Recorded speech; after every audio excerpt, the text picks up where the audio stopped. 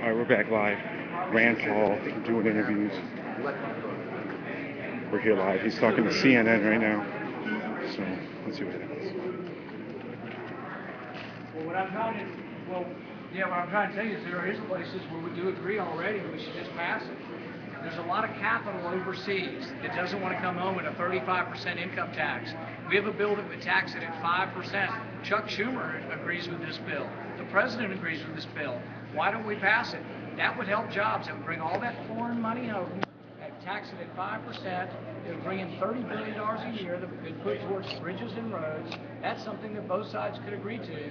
But they keep holding off for a big compromise, for a grand plan, which isn't going to happen. But I think we can compromise on smaller portions, and I think we could do that immediately. I'm all for it. Yeah, I forgot the question now. It's been so long ago. But what I would say is, yes, we can compromise. Well, yeah, I mean, there's always politics out there, but I will tell you that the Republicans have put forth plans. We have plans for the budget. We have plans for entitlement reform. They don't have plans for either one of them. So it is hard to compromise when they have not put forth plans on the table.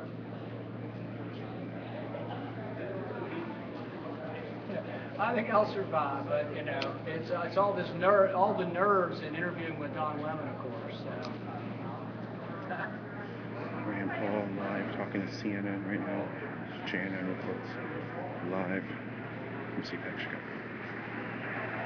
You know, I've always supported my dad. He's always been my first choice and still is my first choice. I worked, you know, when I was 11 years old, I knocked on doors for him. I've worked in every one of his campaigns. But you know, the nomination is now done, and Romney has achieved the amount of delegates that's necessary to be the nominee. Those are just facts. And I've decided to endorse Romney after meeting with him and talking about a lot of areas that we actually do have common ground on.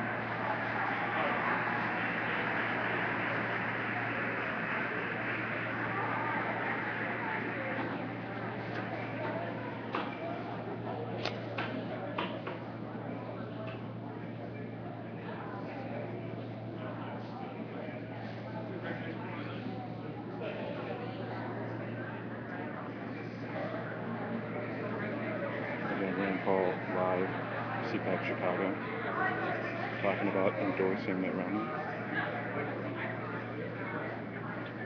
You know, I don't know, but I did talk with Mitt Romney about some of the issues that are important to me, my father, and many of his supporters, like audit the Fed. Mitt Romney supports audit the Fed and has and did come out for that during the campaign. Will he talk about the Fed as much or as eloquently as my father? Maybe not, but he is supporting audit the Fed, which is a big deal for myself and many of our supporters. We also talked about internet freedom. Recently there was a bill called SOPA, which we think would have gotten rid of some of the freedom on the internet. Mitt Romney was right there with us on that. I also talked to him about foreign policy. I think he has a mature view of foreign policy, and I don't think he'll be rash or reckless. That's important to me also. I also talked to him about my beliefs that the legislature has an important role in foreign policy. The Constitution says the legislature should declare war, not the president. And we had good discussions on these, and I came away from it with the belief that he won't be reckless or careless with regards to war.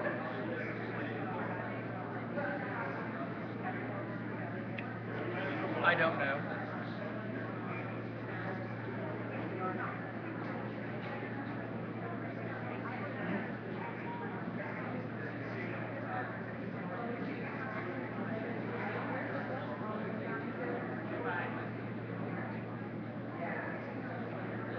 No, we didn't talk about that. You know, I'd say what I've said before, that I think it would be an honor, and I think anybody who says they wouldn't be honored by it isn't being honest. I mean, a year and a half ago, I was a physician in a small town, and to be honored, it would be a great honor to be considered as a vice president for the Republican Party. I think that would be something that anybody who said otherwise would not be being truthful.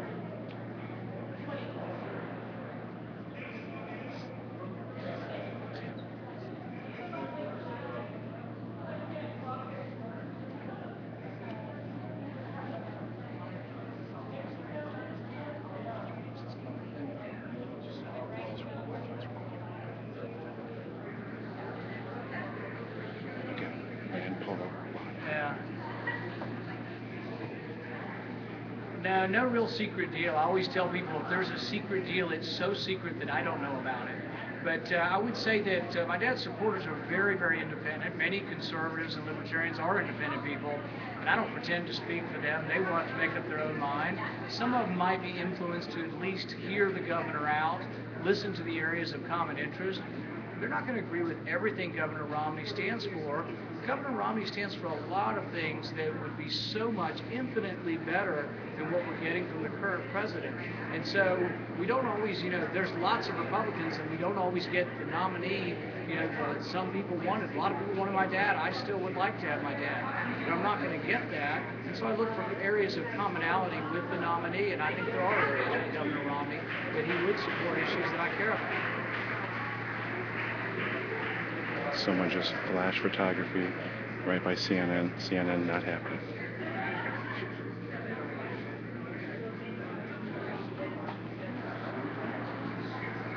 We didn't discuss Obamacare because I think he's been pretty clear that he'd give all 50 states waivers. And it does seem to be that he takes a 10th Amendment position is that states are allowed to do things the federal government's not allowed. Now, had I been in Massachusetts, I probably would not have favored it. But does the state have the right to do it? If the state constitution doesn't prohibit things like a mandate, the state could do something like that. Economically, I think it's a bad idea. As far as a freedom issue, I think it's a bad idea to take away freedom from people to buy the insurance they want to buy, when they want to buy it, for how much they want to buy it for. It takes away a marketplace, which takes away individual freedom. So I'm not a big fan of that. But I also understand that after he's seen the ramifications of it, seen the ramifications of a nationalized Obamacare plan, that I take him at his word, that he would give every state a waiver immediately, and that's what we need. It will be a disaster. I predict at least 20 million people will lose their private insurance if we get Obamacare. I lived there all my life, and then I moved to Illinois. I moved there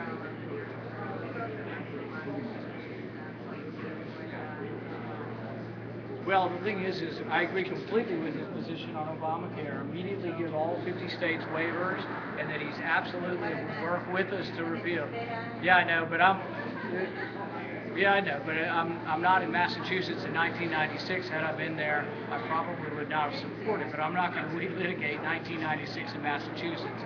What I will say is for the federal government, which I am part of and have some influence, I will do everything I can to repeal Obamacare, and I think Governor Romney will be an ally.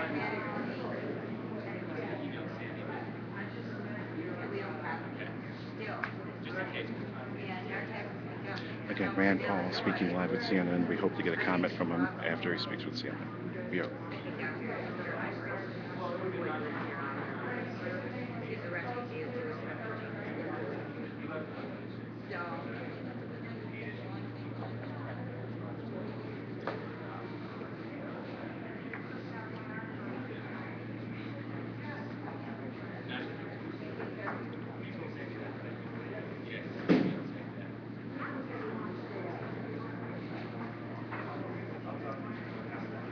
I'll give you a couple of examples where I do work with the other side on the issue of coming home from Afghanistan. I've suggested we come home sooner rather than later. I was one of 2 Republicans to write a letter with many Democrats, Senators Udall, Senators Merkley, Senators Wyden, to the President encouraging that we come home from Afghanistan. I worked with Wyden, Merkley, and Udall on SOPA to avoid this new government involvement in the Internet. I've also worked with Senator Feinstein on pipeline regulation and safety. So there's several areas where I've worked with the other side on. And so I think it's wrong or mischaracterizes my position to say that I won't work with the other side. I don't think you have to compromise your principles, though. You find areas of agreement, and there are areas of agreement on both sides. Mandatory minimums, I've worked with the Black Caucus in the House. John Conyers and Bobby Scott I consider to be friends. Well, that's the answer to your question, though. Well, it is. And I'm telling you, mandatory minimums on drug crimes. I don't think teenagers accused of possession of drugs should get 20 years in prison. I've fought to get rid of this, and I've worked with the Black Caucus in the House. Those are areas where I've reached across the aisle to work with others to say yes. So I have taken the message my father has. My father has a very good relationship with John Conyers and Bobby Scott, and several of those on the other side. And I've been over to the House and met with them. I've gone to their offices. I am willing to work with the other side. But I don't consider that that's something I give up my principles. I think federal mandatory minimums for possession of small amounts of drugs are wrong and don't bring justice. And I think the justice would be better meted at a local level. So I think we already do work together on many issues. Yep. All right, thanks, John. Always a pleasure.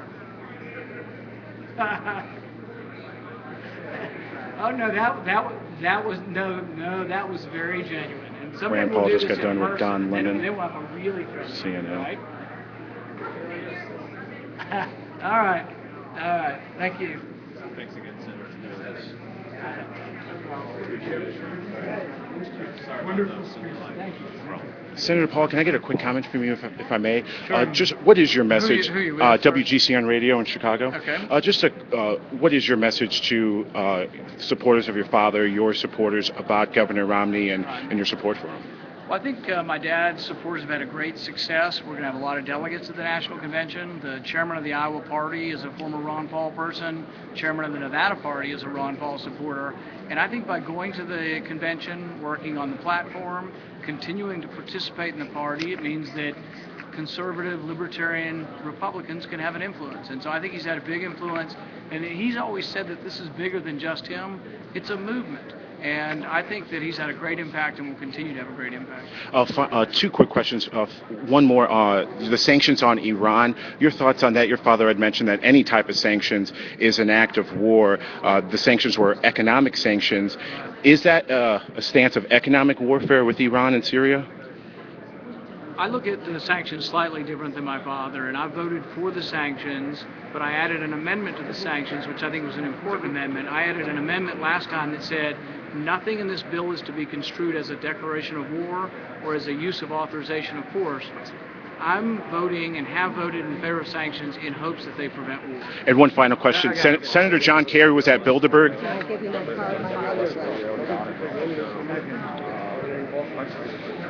Senator Paul, can I get a picture with you? Paul's My car, you take a picture, will you let me? Ma'am, just hit a wall. Maybe we can get it right over here. Okay. And who you want? Your Republican candidate? Yeah, no, I think Senator Rand Paul getting set to do an interview with ABC 7 of Chicago. So, Tim, you're a Ron Paul supporter. You just heard what Rand Paul had to say. Your thoughts? Given the political answer, there you go. That's about all I can say. Oh, my bag's downstairs. I was freaking out where I put my bag. I'm trying to get one more question into Senator Paul about Bilderberg and whether or not he supports investigating the Logan Act. Senator John Kerry was reportedly at Bilderberg.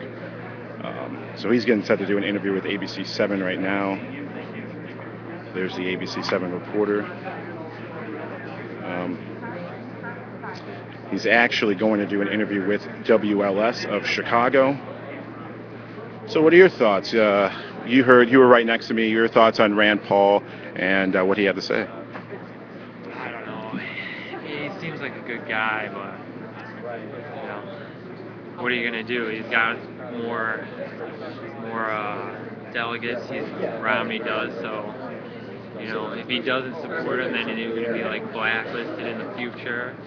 If he ever wants to do anything else, Do you think it could come back to hurt Rand Paul? Let's say Governor Romney is just like President Obama or even worse. Do you think that would hurt Rand Paul and his liberty movement for 2016 by supporting Governor Romney?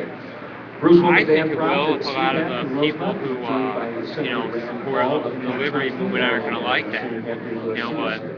But the mainstream Republican stuff, they'll probably be like, oh, it's all right. All right, well, thank you for your comments, and this will be interesting. Hello, ma'am. I'm broadcasting live on the internet right now. Just let you know. I'm running for Senate, that's why I'm hanging around. Oh, okay. Well, good luck to Illinois. you. Well, let me interview you. What's your name? Where are you from? And I'm Dr. Barbara Villar. I'm running for Illinois Senate in the 18th District as a Republican. and where is the 18th district for those watching at home who are unfamiliar? It's Orland Park and Oak Lawn and Palos Hills, Palos Heights, Palos Park, Alsip, Worth Township, 19th Ward of Chicago, it's Evergreen, Mount Greenwood. Now, what are you running? What platform are you running on, and who are you going against in your race? Well, the platform I'm running on is the Republican moral majority. What the constituents have conveyed to me are really, really important. It so happens that Bill Cunningham, who's in the House of Representatives, is now being moved to run against me in the Senate. Now, overall, what would you do for the state of Illinois if elected? Wow. I'm a physician and an attorney, and I teach ethics, and so I'm bringing a background of law, medicine, and ethics, and so I believe I can represent those constituents well and address the biggest problems I hear. When I go door to door, I hear people say they're ashamed to be from Illinois anymore, and what we need to do is revive. I'm saying I'm the doctor that's going to cure the ill in Illinois. Jobs is the number one thing that I hear. Of course, business, they're 65% of all jobs. It's the backbone of America, small business. We over-litigate, we over-regulate, we overtax them. We need to be more business-friendly. And then as far as taxes, if we don't reverse that recent tax increase, I'm afraid they're going to try and scam it by. And so we need representatives in there that will definitely put an end to that increase and not support any other tax increases. Decreased taxes stimulates economic growth, stimulates jobs. It's, the whole cog of the wheel. Now, you mentioned you were a physician. As a physician, are you concerned at all about GMO foods, and is that something you would want to create an awareness here in Illinois? I think it's something that we all need to pay more attention to, of course. Yes.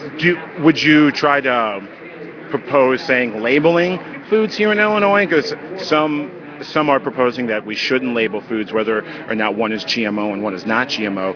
As a physician, would you support labeling foods, differentiating between GMO and non-GMO? Of course, just as much as I would say support, open the books, accountability, transparency.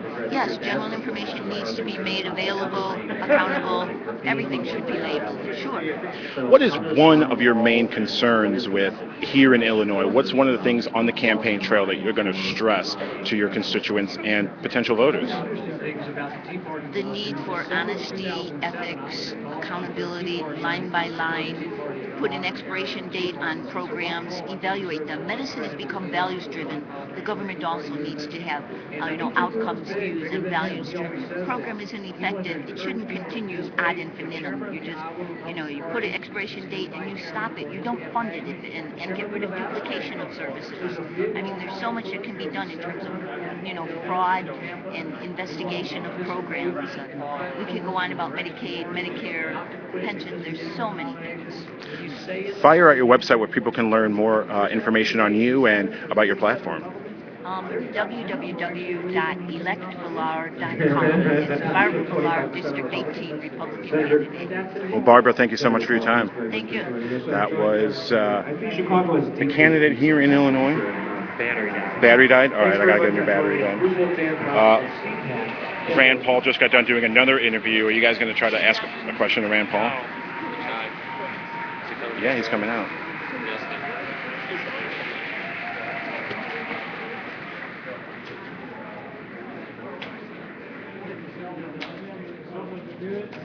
Senator Paul also has a press conference coming up where we can try to ask him a question.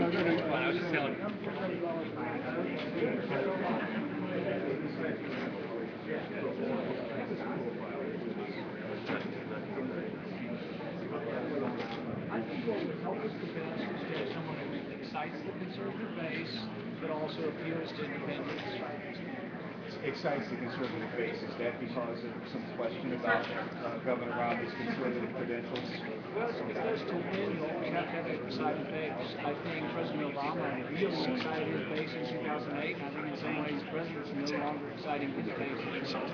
But I think it's just true of any candidate. You have to excite your base, but then you also have to attract independents. And that's why I think sometimes the message of my father, Ron Paul, the libertarian Republican, that's not attracted a lot of people who weren't Republicans. In fact, if you poll Ron Paul against President Obama this through us pretty well because he collects a lot of Democrats as well as independents. So I think some of those ideas are important, and those are some of the things I've discussed with Governor Romney.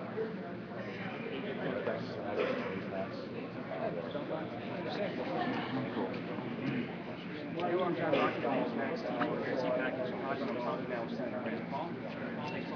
Sure. You made an announcement Governor Romney. Tell us why you decided to do that. Well, you know, I've always supported my dad. He's always been my first choice. I knocked on doors for him when I was 11, and every election since then I've helped him. And he's still my first choice. But, you know, we counted the delegates, and the nominating process is over. Governor Romney has a sufficient amount of delegates. And so I met with Governor Romney last week, and we talked about some of the areas where we have some agreements, some strong agreements.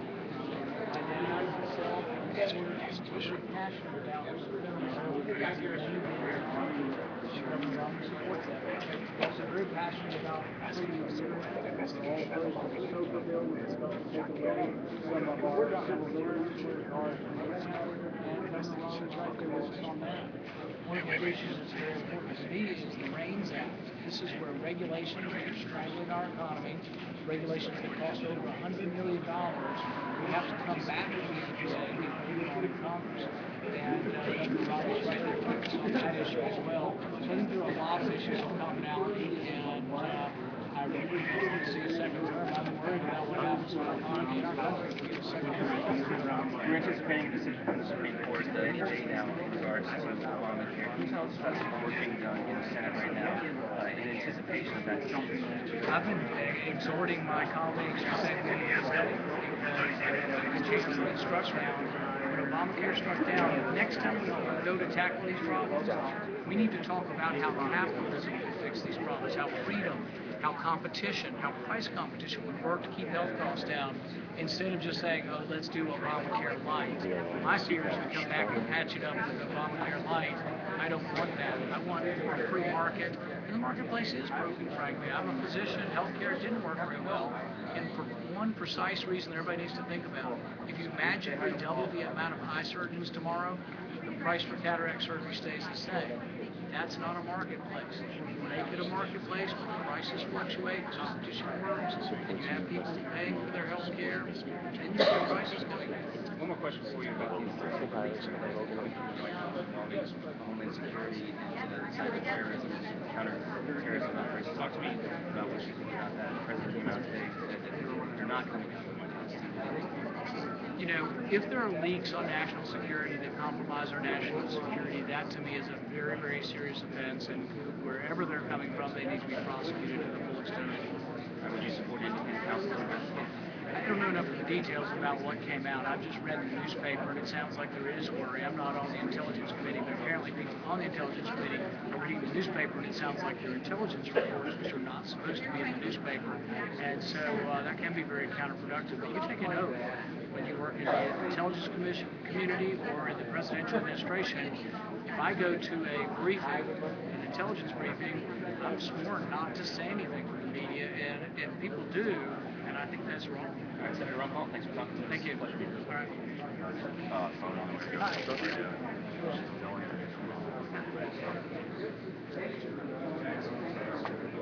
Where are you from?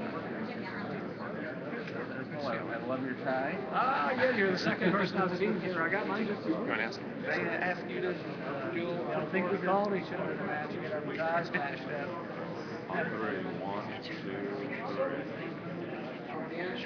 Thank you. Where are you from?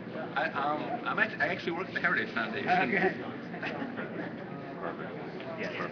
Thank you very much. I was just there the other day. I know. That trip. No, it's good. No, it's good. It's a very good. We have to go. All right, thank you very much. All set up. We're going to Sure.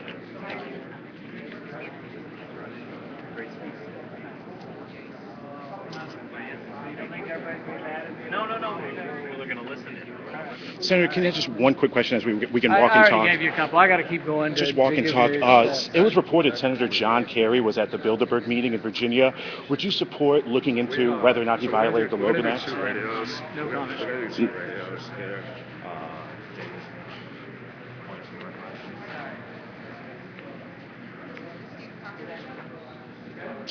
So that was Senator Rand Paul. We are live at the Chicago CPAC here at the Donald E. Stevens Convention Center in Rosemont. I asked him just now if he would support looking into the Logan Act, whether or not Senator Kerry violated the Logan Act by attending the Bilderberg meeting in Virginia. Senator Paul, no comment. Hopefully that picked up on the live stream. Timothy's watching. Tim, if you are watching, and if you can confirm to me whether or not the audio picked up well of asking Senator Paul on Bilderberg.